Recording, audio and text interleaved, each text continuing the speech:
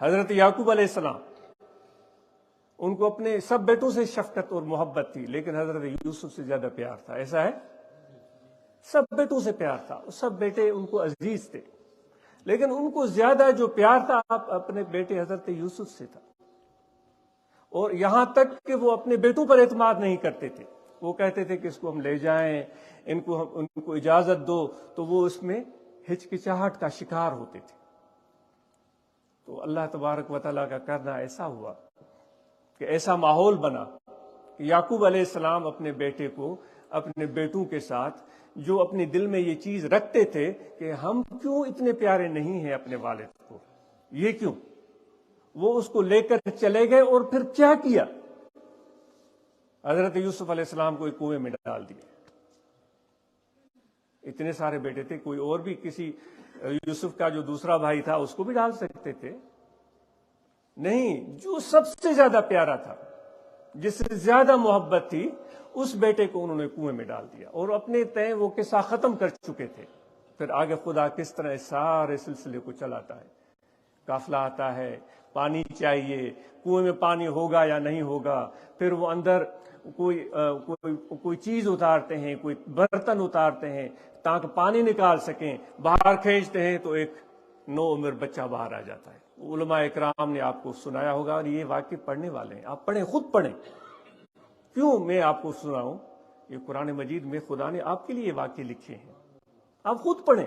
اگر میں سناؤں گا تو ہو سکتا ہے میں اپنی طرف سے کوئی چیزیں اس میں ڈال دوں. یہ خدا کا خط ہے آپ کی طرف، کہ آپ کو کوئی پیار بھرا خط بھیجے تو کیا آپ کسی اور کو دیں گے کہ وہ آپ کو پڑھ کر سنائے؟ ہم تو آیات پر انگلی رکھ کر پڑھتے ہیں. پتہ نہیں، میں بہت کاہل اور سست انسان ہوں، آپ تو بہت پیارے ہیں. اس وقت پڑھتے ہیں جب ہمارا کوئی کام پھنستا ہے، کوئی پریشانی ہوتی ہے، اور پھر پڑھتے جاتے ہیں. وہ سمجھتے بھی ہیں کہ نہیں کہ اس میں ارشاد کیا ہے، فرمان کیا ہے. تو بہرحال وہ حضرت یہ بات طویل ہو جائے گی. تو پھر آگے قصہ چلتا ہے. پھر وہ مصر کی بات آ جاتی ہے.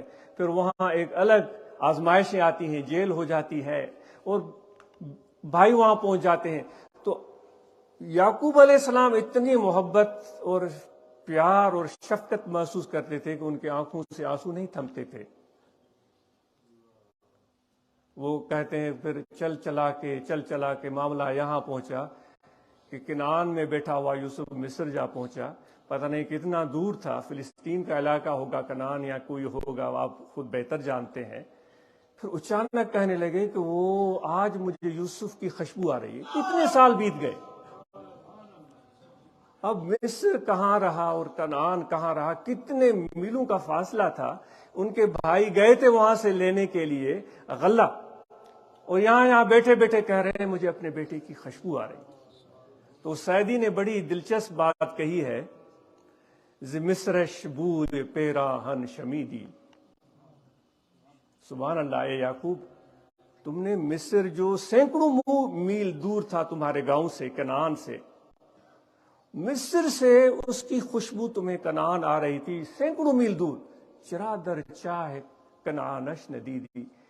چند میٹر کے فاصلے پر، گھر سے چند میٹر کے فاصلے پر کنعان کے کنویں میں تیرا بیٹا پڑا ہوا تھا. اس وقت تمہیں پتہ ہی نہیں چلا، تمہیں اس وقت خوشبو نہیں آ رہی تھی.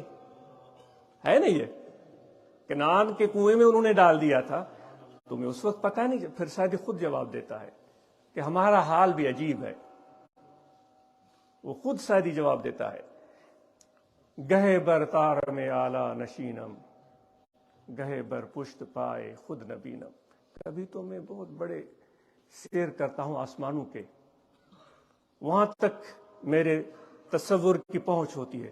کبھی میرا وہ حال ہوتا ہے کہ مجھے یہ پتہ نہیں ہوتا ہے کہ میرے پاؤں میں جوتی بھی ہے کہ نہیں. تو کہنے کا مقصد یہ ہے کہ یہ محبت جس سے ہوتی ہے وہیں سے خدا اس کو آزمانا شروع کر دیتا ہے. اور خدا بڑا غیرت والا ہے، وہ چاہتا ہے کہ یہ بندے سب سے زیادہ مجھ سے پیار کریں.